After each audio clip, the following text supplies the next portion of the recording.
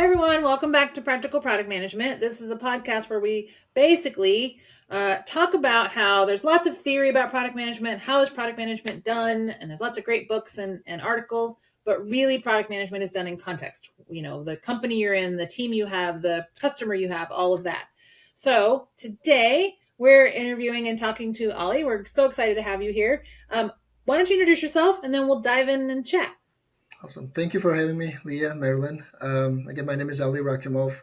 I've been in product management about 13 years. I jumped into product management without knowing there was the word product management. I started my career at a college in K-12 trenches, dean of students, business manager. Really hard work, really stressed work. So one thing that I observed in my kind of career was as I was doing my master's in accounting, there's a lot of fraud, like little Johnny's lunch money getting stolen and all that stuff.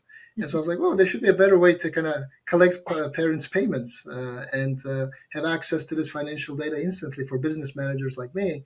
And so, long story short, went to China with my co-founder, built a kiosk that accepted cash checks cards, brought to US, went from Arizona all the way to New Jersey, school to school, kind of selling that kiosk to accountants, school accountants. And so that was my first kind of forte into entrepreneurship and also kind of product management, because behind the scenes, I was mocking everything myself. I was designing myself without knowing what UI, UX was, without knowing what product management was, without knowing anything about software or payments. I just had a mission to make it easy. So through that career, kind of once we exited, it was bootstrapped company.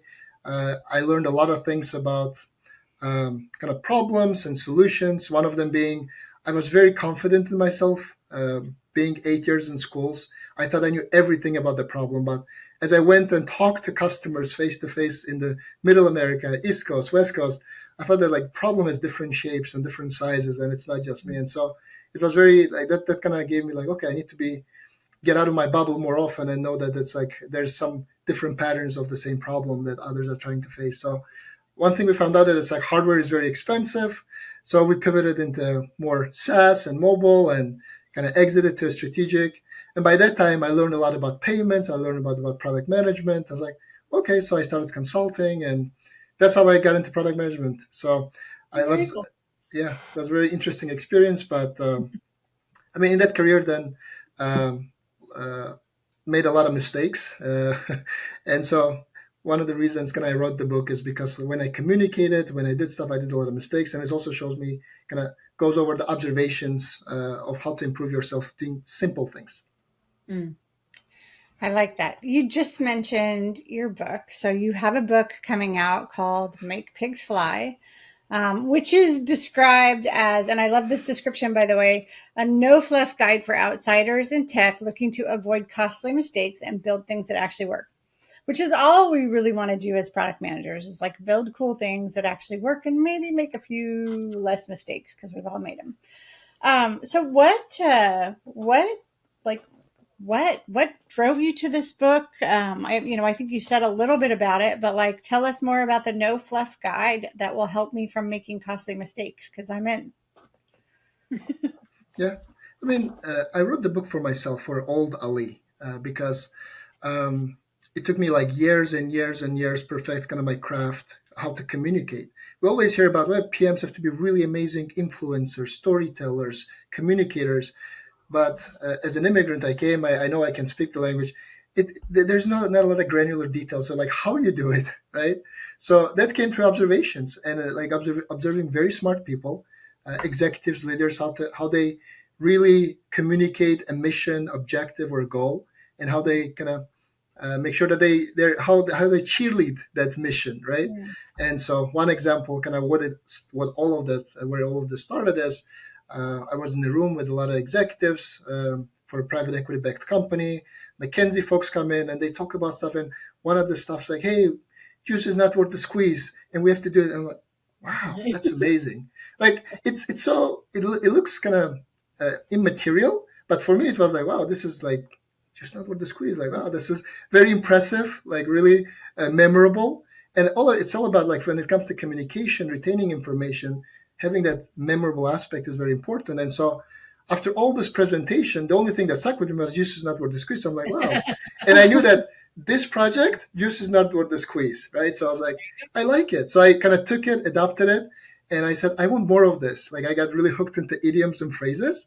And so started kind of having a little paper of like my own, like, oh, I'm going to start using those things. So that was it. Like for me as an immigrant, as somebody who wanted to kind of better myself, really kind of go up the ladder in my kind of PM career, I started using it in my emails, in my pitches, in my meetings, and I saw the benefits of it. So, and I wanted to share. Yeah. Oh, I mean, when I moved, I just it made me think when I moved to Sweden from living in Seattle, I would sometimes use idioms and everybody would just stare at me.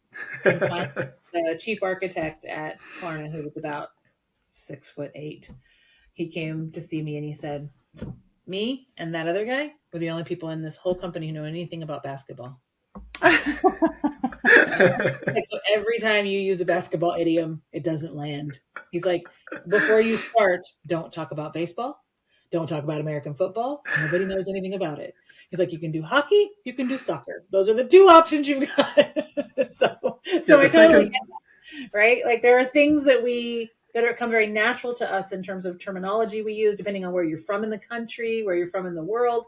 And when you're trying to articulate to someone, you have to know who your audience is, yeah. right? Yeah. exactly.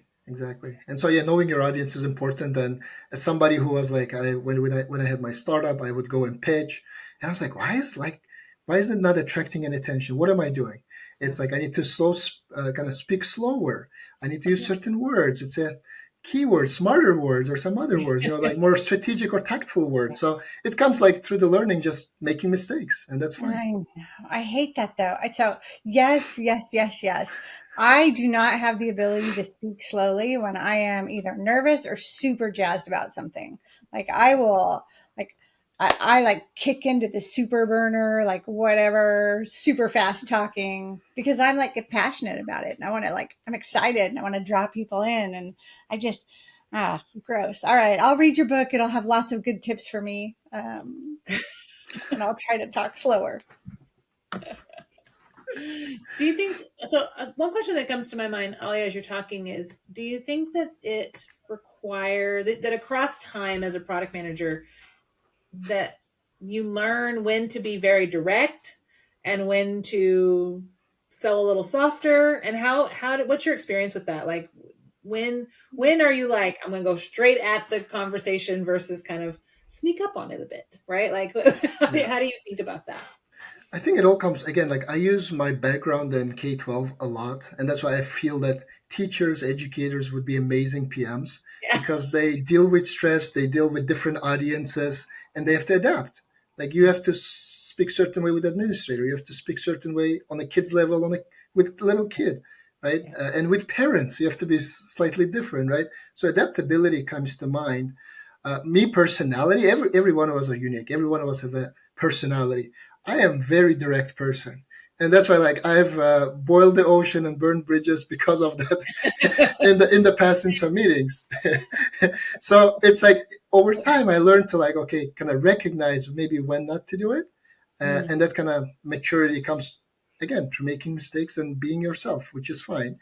And then thinking okay, if that would have happened again, is it something I would die on the hill again? Type of stuff. Yeah. Like is it worth it? So it's always gonna it never stops. Like I don't think I've ever perfected myself. I still sometimes feel directness is important. One of the cultures that I've read about, and I forgot the book name, but the Netflix culture, they're like very direct. Like, hey, we care about bottom line, we care about this, we care about customers. We don't have time for this fluff. So I Right. loved it. And some different cultures that are more like, hey, we need to care about people, and we need to care what we say. So it's very different where you work, Yeah. and just like for families, right? So I have 4 kids, so I try to experiment some of my product management with them, and sometimes it works, sometimes it doesn't, and you learn. I've done that too. Leah can tell stories. My son is now 29, and I can't believe he got that old and I did not. But I used to, when he was a teenager, like it was really rough. Like raising a teenager sucks. Teenagers are monsters. And if they're not, like you got a magic one and I don't want to hear about it. But I used to do family stand ups every single day because otherwise I would never hear what he needed from me. Like Yeah. never. And I did, Leah loves to tell this story too. I did put him on a performance improvement plan one time. I wrote it off, sat him down. One of my first Oh my gosh, Marilyn, experiences. you're very He was intense. strict, They had a board. stringent. They had a scrum board. They had, oh yeah, they had a pip. But one of my first memories of Marilyn was she's like, I gotta go home. I'm gonna put my kid on a pip, and I was all, I'm sorry, you're gonna do what? Like, I'm sorry. But Yeah, like, I so wish you could find that. I was just trying to use Amazing. the tools Yeah. that I had at my disposal to manage a situation to me that felt unmanageable. Ollie, I think one of the things you just said, like, I'm one of 5 kids, and my parents, while they at the macro level parented us the same, at the micro level they did not. Yep. Right, because we needed very different styles. Like, I was the kid who, if my dad said, I'm very disappointed in you, I was devastated. Right, my brother was like, yeah, I don't care. That's cool. I'll be out disappointing you some more in a minute. Right, like, it was just totally different styles. And I think sometimes as a product manager, um you know and a leader, really realizing that when I'm leading others, whether it's at the product team level, or more strategic, I also have to think about that. I have to think, like, every single person I'm leading doesn't need me to be really single threaded leader who only behaves in one way. Right, I think a lot of times as leaders we say things like, this is my leadership style, and we think that means everyone's going to rally around us and understand it. But really, a good leader goes, all right, this one needs a real transaction. This one needs some servant leadership. This one needs some transformative leadership and a coach, right? Or whatever. And I think it requires us to also be adaptable as leaders, right? I mean, that's just my thinking. I don't know what you would say to that. No, 100%, 100%. Yeah. And I think one of the stuff that right out of college, I was about, I think, 22 when I started, and they hired me as a business manager. And one thing I learned is, like, never look. I've never read fine print, but there's like other duties as assigned. Remember? And then I was like, oh, our school needs a dean of students. Ali, I think you fit the bill. Hey, our school needs you need a PE coach. Like, we were trying to find a PE coach. So I did a lot of different things, and as a dean of students, I was just pushed in that position. Like, hey, here you go. Now you have to kind of take care of disciplinary actions. You have to talk to parents, all of the stuff. And I'm like, oh my gosh. And I was, then I found a person nearby. I was like trying to get up to speed with what does becoming dean of student means. And he was like, he just said one thing and it just stuck with me. And it's like, there's a Belgian philosopher who said, don't be afraid that kids don't listen to you. Be afraid that they're watching you. And that's all I needed. So like that's like, Yeah. how I held myself, how I communicated, what I did, even little things. Did I throw something in trash? Did I pick up something in the hallway to throw it in trash? Those little things kids watch. And that's kind of what creates kind of contagious stuff within the school ecosystem. And we saw it firsthand because all of the educators and me would try to kind of lead by role, by actions. Yeah. So for me, it's about really being doing little things consistently well.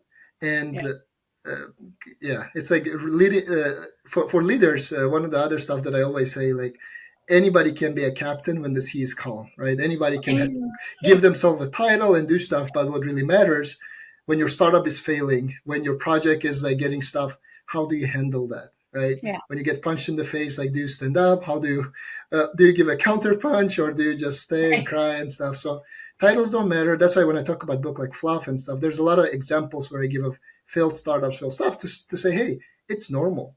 It's failure, rejection is part of life, part of your personal life, professional life. But just keep going, making mistakes. That's one of the beauties of the United States. When I came, like, I grew up in the Soviet Union.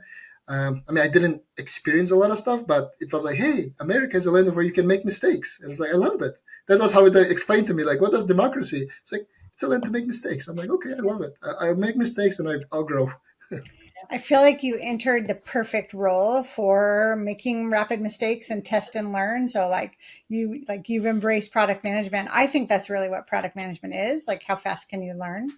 I did also see, Ali, in your bio, something else that spoke closely to my heart is, like, you say that you've scaled enterprise platforms by asking stupid questions. I am the queen of stupid questions. I think that I have no fear of asking stupid questions. Tell me a little bit about what that means to you and how you use that as a tool. um, so all of us have been probably right. Like experience doesn't just appear, right? Like one of the stuff that really pissed me off early on in my career is like, oh, it's an entry level job, but we need 5 years of experience. I was like, how the hell am I getting experience if I don't even have like like why is it entry level to begin with, right? And when is it? I think I was at T-Mobile when I joined T-Mobile. So I've already become a product expert by selling my own enterprises, working with other companies, and I didn't have any background in engineering, but Enterprise Payments Group within T-Mobile hired me as a consultant, like for one of their payments, and they saw within a few months, like, wow, he's really awesome at what he does. So give him some several pods and put him a technical product manager. I was like, I was good at Okay. APIs, but wasn't that good, you know. So when they would talk about, hey, we have this, and there's a group of people go in like architectural sign-off meetings or whatever, and they're like, and it's like okay, I kind of understand what resilience means, but what does it really mean? I understand what scalability means, but what does it really mean? Like, why are we doing it? So, and it's times like even I'm like someone to me, I would go like scared, like man, like Ali, if you ask this question, you'll undermine your credibility because you have a title.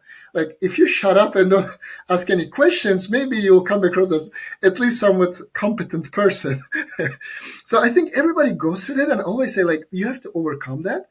Like you should Yeah. screw whatever title is. I really care about my craft. I want to understand all the in and outs of what there is. And I don't care how people perceive me. So I think I went through it myself through the journey. It's like I really could care less what other people think of me. I want to ask Yeah. these questions, understand why are we doing this? And so but you have to really be a little bit fearless and you have to really love your craft to a point where you really don't care how Yeah. like whatever the others say is not gonna change your mindset. And so I Yeah. think that's where I was like, I would ask questions because technical product management was net new to me. I didn't know anything about engineering. Like, yeah, I've done it. I work with engineers. I knew to be dangerous, but it wasn't kind of granular level. So in those meetings, that's kind of one example where like people like go in and have imposter syndrome. Like everybody's like trying to speak less. But if you really love your craft, like, and you really want to know what's going on under the hood, you have to ask questions. Now, I think that is such a key skill. And it's where I've really seen product managers go from okay to incredibly skilled and really successful. And I mean, I'm not going to lie. Like, I care if people think I'm dumb or not, but I care more. I'm more curious than I care. Yeah. And I also know that sometimes if I ask the question, I'm actually poking at the place where the team doesn't agree. Um, Yeah. and I just think having that ability to ask the question in the moment is so key. And so maybe if I like talk to all the product managers that are listening, even though I know, in my head there's no one that ever listens to this. Um, Otherwise, I would be too scared to have this podcast. Um, like if you're not asking the dumb questions, if you're not the person like being curious, if you're not finding the people that are willing to teach you, then you're not getting all you can out of being a product manager. So that for me is one of the key skills, one of the key unlocks. And I know, Leah, this is something you do incredibly well and you believe in. Yeah, I mean, so when I have a pretty hard and fast rule for product managers on my team that they have to understand the basic architecture of what they own. Yeah. And Yep. especially non-technical product managers get really anxious when I tell them that. They're like, "What do you mean?" And I'm like, "I need you to be able to draw the boxes for me of Mhm. what sits under what you build." And they're like, "Oh, I don't know if I can." And I'm like, "Yes, you can. Go ask those engineers to teach you, and then you come teach me." Right. And the reason I do that is that the reason I was a technical product manager was because I did that. Right. The reason I could hang with really smart engineers who could outshine me intellectually, the reason I could hang with them was that I asked questions and they love to draw pictures and explain it to somebody. Yeah. Right. And then and one of my tricks, and so I think I've shared this before, but I'll share it here. Um, Early on, one of my tricks was I would get an engineer to draw. If I had a question, I'd be like, how does this work? And I'd get them to draw it. And then where they would draw the whole thing, and then I would erase it to where I understood it. I would just erase the board and be like, I understood to there. Can we do it again? And they would start where I understood it and they would move forward. And we would keep doing this over the course of, days or hours or whatever until I was like, awesome. Now I understand it. And then I could draw it. And one of the best engineers I ever worked with "Hey Rob," said, "Can you draw this now?" And I was like, "I think so." And so I drew it. And I missed a few pieces, and he's like, "Not yet. You missed the." And so he went in and filled it in. And then a few days later, he would try it again, draw it for me. You know, until I mean, right now, some of the stuff I drew with him, I could draw it right now. If there was a whiteboard right here, I could stand up and I can absolutely draw out exactly how the Federal Reserve of the United States works in detail, like how many files go and when they go and how it works, because I did that back then, which is a really weird skill to have, but it's a skill because we were so meticulous so that I could understand it, so that I could speak to stakeholders about how it was going to work. Yeah. Right. And and so I really push product managers and say, like, go ask them, and then ask them to let you draw it for them and then fix it. Right. And I think that there's no, you're not gonna, no one dies drawing architecture diagrams on a whiteboard. Yeah. You might be embarrassed, right? But you'll be all right. You're not gonna die from that either, right? No. And So just to add to that, sometimes, and I've been in those situations. That's why I want to, if there's PMs who are going through a rough time with this, because it's a culture. It's sometimes you find an engineer who's really open minded and he will do yeah, it, and there's sometimes you'll find engineers who are not. they're And like, so nah. I've been in places where like you'll go and they're like, oh no no no, like they're like this, they treat you as like down person, or they don't want to share. This is like it's that happens. This is the reality. Yeah, And so like what I would suggest is like, okay, don't stop trying. Find another right. engineer, find somebody else, Yeah. go to QA, Yeah, go to some other, like, hey, I just like quick question, can we do a 30-minute sync? I'm just having these yeah, questions. And but yeah, I mean reality is sometimes, and also this is a two-way street, sometimes engineers might not share, right? yeah, So and absolutely. that's it's really kind of hard to understand, and sometimes they don't even have one of the stuff. The reason in one of my experiences is like they don't have any documentation, they don't have a diagram, they don't have Oh, nothing. So Yeah, yeah, sometimes asking questions is like unearths dirty laundry, and like nobody wants that, like they yeah. want Oh, and you'll absolutely. be the I've person. absolutely had teams that wouldn't draw the architecture with me, and when I was like, "Do you not understand it?" It would sort of leak out that they didn't exactly know, right? yeah. And it was like, okay, then we have to all go figure it out. The other thing that I've done when I've had that, I think that's a really good point that you call that out. One of the things I've done when I've had that happen is, if it is documented somewhere, I would say, "Can I have the architecture documents?" And they'd be like, Yeah. "Oh yeah." They don't know why I wanted them. They're like, "Oh, you'll never understand it." And I'm like, "Okay," and I would take it, and I would literally take the architecture document and draw it myself on the whiteboard, and like be copying it on the whiteboard, Amazing. right? Because along the way, I would make connections, Yep. right? I'd be like, "Oh, that's what this thing is," and then if I drew it out enough and understood it, then as I was learning things, I'd be like, "Oh, I know where that is in the architecture document." Like it was a visual in my brain, and it's how I learn. I'm not suggesting everyone learns that way, but even when no one would necessarily help me, I would at least take whatever they had and be like, "Okay, I can figure this out," right? Like I may not understand it all, but I can figure it out. And so I agree with you 100%. Like, just keep asking, ask someone, There'll be right? some amazing moments, which I had like a few. Is like they think you don't know, so they just throw something which is not true, and they're like, actually, this response doesn't have this attribute, and they're like, oh my gosh, what are you talking about? So I was like, okay, now we can take him seriously. Yeah. Yeah, It's true. I mean, I was a CTPO, and I know Marilyn has led engineers as well. And I certainly have had engineers be like, "Lady, you don't know shit. Like you're not an engineer. You're not going to be able to hang." And I would always say, "Try me. You might be right, but try yeah, me. Explain it to me, and let's see." And often, not always, but often I'd be like, "Yeah, all right, I understand that. Here's my question." Yeah. And they'd be like, "All right, those are pretty good questions." yes. Like, okay, we're gonna give her a little bit of credit. And so I could build credibility across time by asking sometimes dumb, sometimes good questions, Yeah. right? Because they knew at least I was willing to ask. So One, yeah. Amazing. I think one of the superpowers you have there, Leah, is something that I also am really fond of, and that's how you connect everything to the whole. Mm, Um, and so you can get really smart engineers working on their thing, but if it doesn't fit well in the entire architecture, it doesn't really matter. So you can be no. like a brilliant jerk on your thing and like think everybody else is beneath you, but if you can't play in the ecosystem, you're not really worth anything to the team. Yeah. Yeah. 100%. And so how can you, if I understand this piece and you're off building this piece, how do you help me connect that? Yeah. If you can't, then we have to figure out who can. Yeah. Who's the connector in there, right? Yeah, makes total sense. Yeah, I love that. So you also, Ali, talk a lot about translating user empathy into technical systems.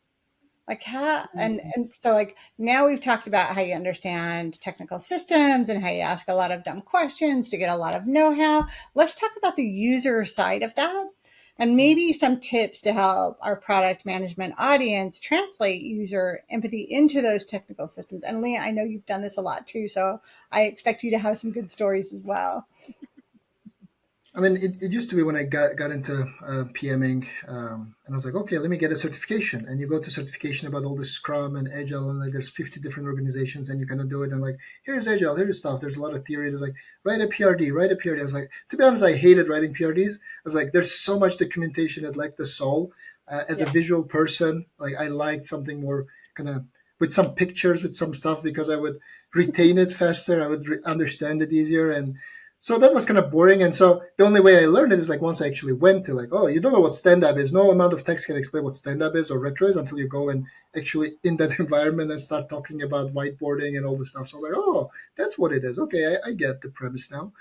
But um, for me, it was getting out. Like again, like I'll always go to back to my kind of startup story is and it correlated to existing kind of problems where a lot of PMing in the last 5 years, like everybody wanted to become PM because it pays good, because it's easy to kind of get in relatively, right? So everybody like from college, like PMing, and it's all theory, it's all documentation. Like right now, ChatGPT can write PRDs, they can do your test cases, all of this stuff, right? But what really matters is not you writing, as a user, I want to do this so that blah blah blah. No, what matters is have you seen a user? Have you observed the user? Have you got out of your bubble? And so for me, like again, I thought I knew all the in and outs of business management because I lived 7 years. But Yeah. despite that, I had when I went to kind of drove to like one of the schools in I think it was Missouri or Tennessee, where like and the superintendent is wearing 50 different hats. It's like we don't even have a website, Ali. What are you talking about? What payment are you talking about? Like I can't even do like I have to do 50 things. Can you set up a website for us? I was like, oh, you don't even have a website. So those are one of the stuff that comes up where like there's a lot of intangibles and you need to understand your user, who you're selling to, like why they're buying all this. Then you start creating different user personas, and so that's I think what's what I when I say I'm a blue collar product manager is like I really love spending time with actual users, not Yeah. like in my office and doing stuff. You really have to kind of put yourself in their shoes and kind of go through that. So that's what I mean by empathy. Empathy is not the word; it's not just writing it. It's actually knowing all the potential edge cases and kind of observing multiple, kind of maybe have a cadence of visiting once a week or whatever, and seeing what they go through. Yeah. Yeah. So it's so important because I do think I, and especially technical product managers. I've had this conversation with several technical product managers who are like, well, but what I build doesn't directly touch the customer. And I'm like, does it not? Right? That's true. Like, are you sure? Let me explain. Yeah, think again. Are you sure it doesn't? Right? If the button gets pushed and nothing happens, you're the one who built the thing that doesn't happen. Yeah. Right? So I think there's so much what you just said is so important. Like we have a lot of ideas about who customers are and what they want, but those ideas are worth nothing if you don't actually talk to them. Yes. Right? And let me listen, I have been in so many boardrooms and so many investor conversations and pitches and things like that. And a lot of times people are handing out money on a business idea, but they don't have any idea who the actual customer is, what they're going to look like, what they want, who they, and it's like that's the job of the product person. Yeah. Right. I mean, I lose my mind anytime someone says that they have a chief customer officer, and I'm all, oh, does that person run product? No. Oh, why? Why do you have them? Yeah. Right? Like, what do they do? Usually they leave the call center and they Yeah, think they're in fine. charge of the customer experience, but it's Exactly. really only the people that are pissed off enough to call. Right. Exactly. Exactly.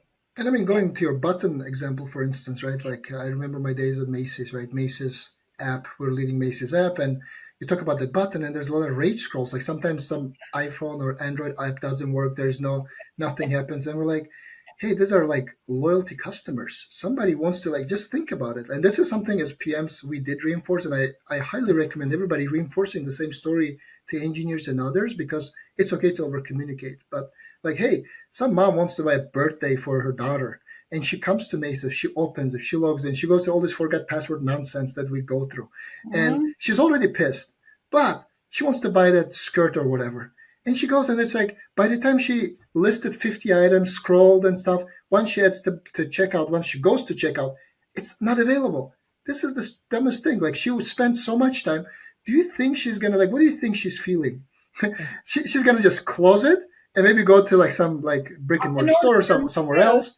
right. And that stays with her. Psychology says like, okay, it's not reliable. Like, I Your cannot app is gone. Your Yes. app So is so those are gone. the stuff like when we talk about stability or lack of crashes. That's what happens behind the scenes. Is there's like moms or dad or somebody is trying to kind of buy an item, trying to give you your cash, and we're saying, Yeah. wait a second. So that's what I would talk to you like, listen, we have people coming trying to give us their cash, and Yep. you're slapping them in the face and saying, get out of here. I You don't don't want need your cash.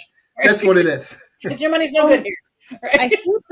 I think that really highlights the danger that companies will face. Why one of the reasons companies lose product market fit is because they get big enough that they stop listening to their users, or or really focusing on all the users, and you get this like stupid artificial title. I'm sorry for everybody that's got this title, called chief customer officer, chief experience officer, and they run only the call center. Yeah.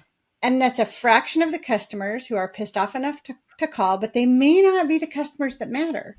Right. To your point, Ali, you could have so many shitty experiences, sorry, language, so many shitty experiences that actually have a bigger impact on your customer user base, your loyal user base, the ones you want to keep.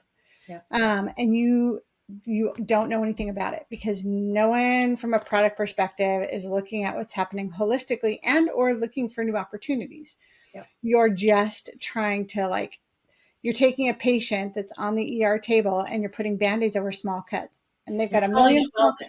Yeah, it's like it infuriates me that people don't pause long enough to really think about like, what are all the challenges, especially with a big enterprise, especially with a big complex product. What are all the challenges we're trying to solve? What are the ones that matter? And go after those freaking first. Stabilize the patient. Stop putting band-aids on cuts that don't freaking matter. Yeah. Root cause. Um, Address the root cause. Yeah. 100%. kills me. I mean, the example that I often use, and I mean, people get mad when I do this, but the example I often use is like when anybody wants to get flashy about a payments experience, I say, do you know why Amazon doesn't change their payments experience? Because it's invisible and it works. It works. And you know what I can do if I'm in Sweden or Germany or Spain or France, if I want to buy on Amazon, I can go through the entire checkout process without having to translate anything on the page. Yeah. They have not changed a damn thing. Right. And my credit cards have never been lost. Right. They haven't been hacked into. So there is a sense of trust. So when I worked at Klarna and they wanted to get fancy, I was like, listen, this is the set of fields, put them in this order, do it like this. Don't change anything. Yeah. And when they tried to test it with customers were like, I don't know what's going to happen. I was like, nobody wants to not know what's going to happen when they enter a credit card. Like, I'm okay with some surprises in some parts of my life, but not when I enter a credit card. No. Right. And so I sometimes think we get so caught up in being fancy and thinking we know what customers want. But what customers want is when I give you my financial information, I want to trust that you know what to do with it. So it needs to look like every other time I've put that information into the universe. Exactly right. Hackers don't go make up shit. They mock up those exact same experiences so that people will put their information in, right? These guys aren't dumb. Yeah. They get it better than we do as product people. So, I mean, that's my example I give a lot of times is like, No, but that's what happens in a culture where all like when you're tasked with, hey, let's improve 0.3% somewhere else, and you like go and take a little feature, sub feature, and you're like, okay, we're gonna do A/B testing. I'm like, why are you wasting your time on this? Like when people cannot even make a payment, so like we had this like right. people had to go to actually Macy's store to give their cash and checks to make a payment on their card, and I'm like, this is dumb. This is the biggest problem. Why are we Yeah. talking about some other Yes. stuff? This is our customers, loyal customers who cannot make payments on their Amex. Like, why is this is not a priority? It's And so probably, I mean, it's probably, I think that's some of those things are endemic in companies not thinking about the experience from end to end, right? Because I'm sure there's someone who's like, well, if we make them come in to pay their card, they'll buy something. When really, like, do you really care where they buy something? Maybe you just sort of offer shopping recommendations in your app where they're making a payment. Like, don't like think about who you're trying to serve. I think this comes back to the three things Leah and I always talk about. From a product management perspective, you have to know three things. You have to absolutely know your customer. You have to understand the business, and you have to understand what's technically possible. Now, those three things are going to play with each other, right? The customer might want really easy payments, but the business needs that recurring revenue, so you need to bring them back again. But you can't make it so difficult that that's too big of a hassle to make their payment, right? There is a balance there, and there will be a moment when you're going to decay a business result to bias on behalf of the customer, and you have to know what those choices are going to be in advance. Because team A in a corner who's just doing like one part of the experience is going to really care about that customer experience, but they're not going to think about the overall business problem. I think that it's really, a lot of these things are super interesting and complex. And as a product manager, you're obligated to think about it. You're obligated. You have to understand the business context in totality. 100%. And hopefully you're backed by your leadership, because that's one of the stuff that happens, like, which I hate. Like, PMs are CEOs. Like, no, you're not. You're a lot of times, like, we see it's order takers, right? So, and that's like, so, but I mean, you can push back, like, if you really care. Again, you can lose your job, but but I mean, that's the reality. Is like, you have to be, and that's why kind of communication comes in. Like, how tactful, how strategically can you push and influence others to think certain way, right? So that's kind of where the communication comes in. And um, sometimes you can be successful. Sometimes you might not be. Yeah. I mean, I don't want PMs to think that they're the CEO of their product, and I don't want them to think that they're a waitress. No. Yeah, I'm like, there's somewhere in the middle is the job. Yep. Right. exactly. Neither of those is the job. And it So, happens in context. I think it goes back to our whole premise. yeah, absolutely. Absolutely. No, I think that makes total sense.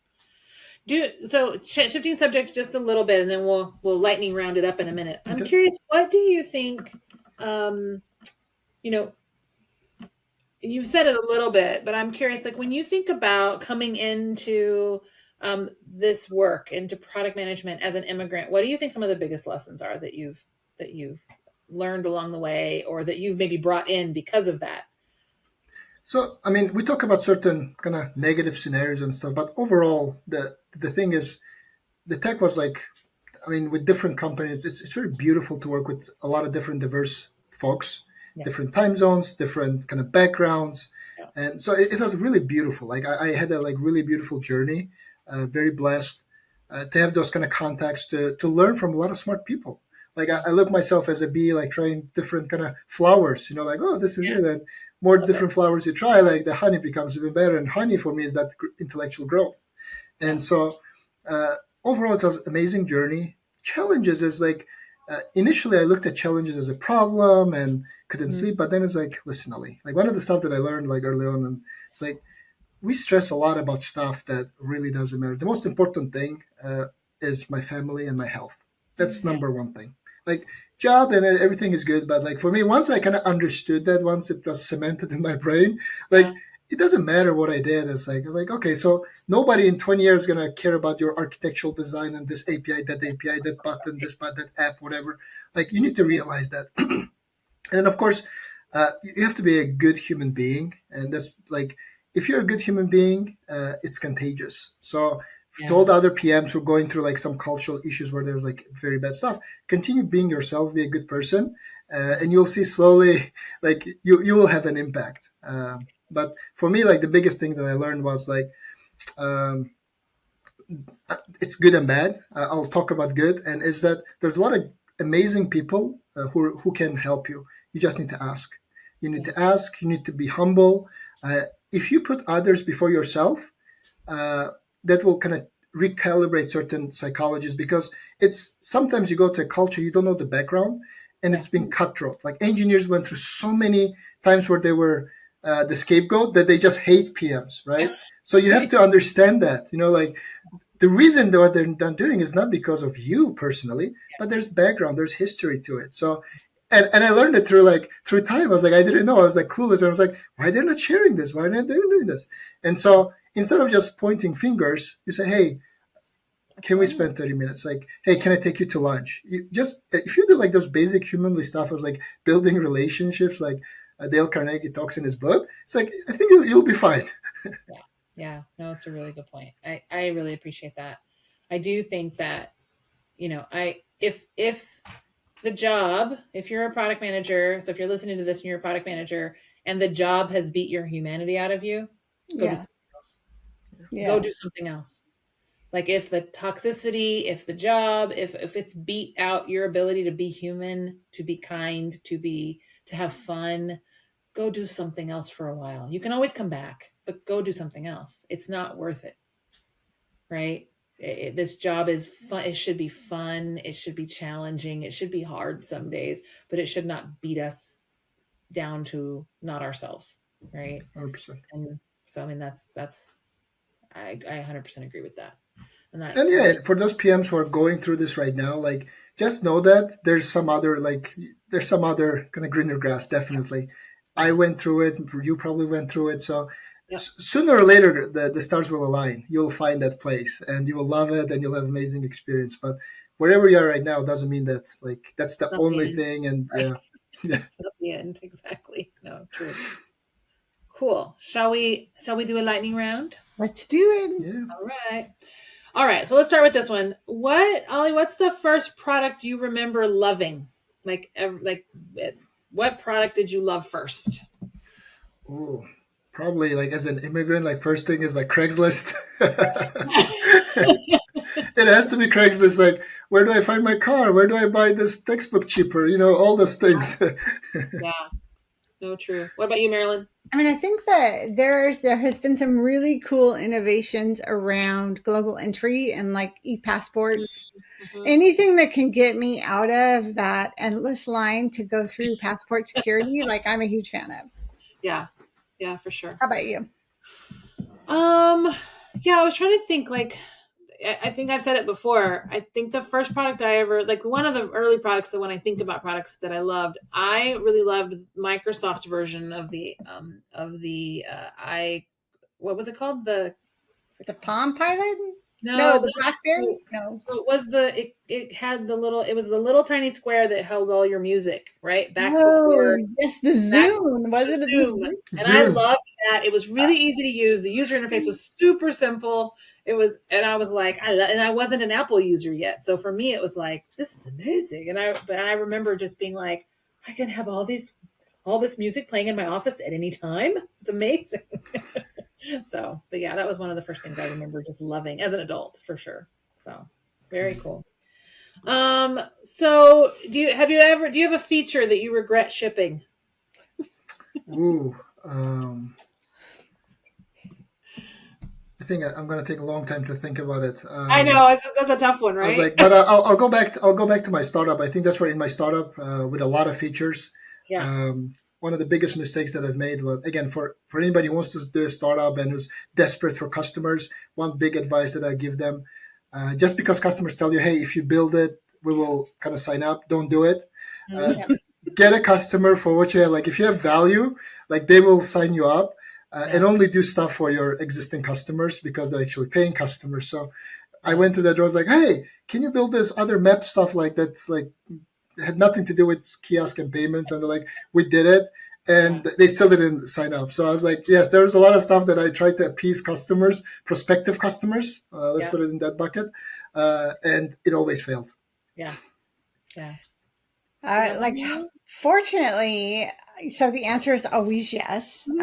Fortunately, a lot of my biggest learnings, maybe not regrets, have been under controlled testing. So rollback Yeah. was an option.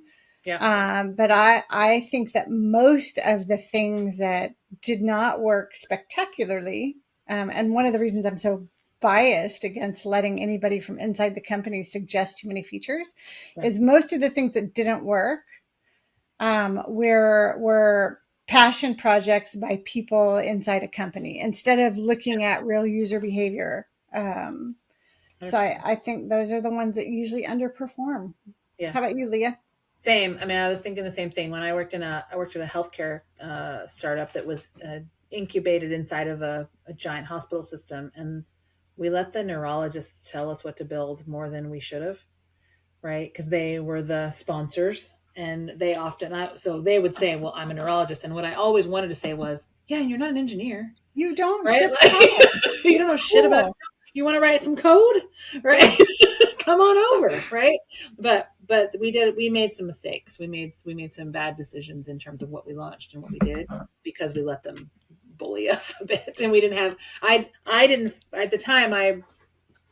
I should have backed them down, and I look back sometimes and I'm like, why didn't I push back? Right? Like I could have backed them down a bit, and now that's often why I don't back down. And when my instinct is saying don't do this, I'm like, I'm going to fight you now so I don't have to fight you later. My answer is always like, let's test that. Let's give it a shot and see what we learn. Yes. All right, last question for you, Ali. If you were going to take one lesson from raising your kids that you would apply to product management, what would it be?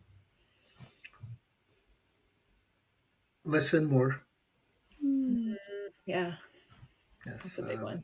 Yeah, I think I tell them like, hey, God gave us one mouth and two ears for a reason. So I try to.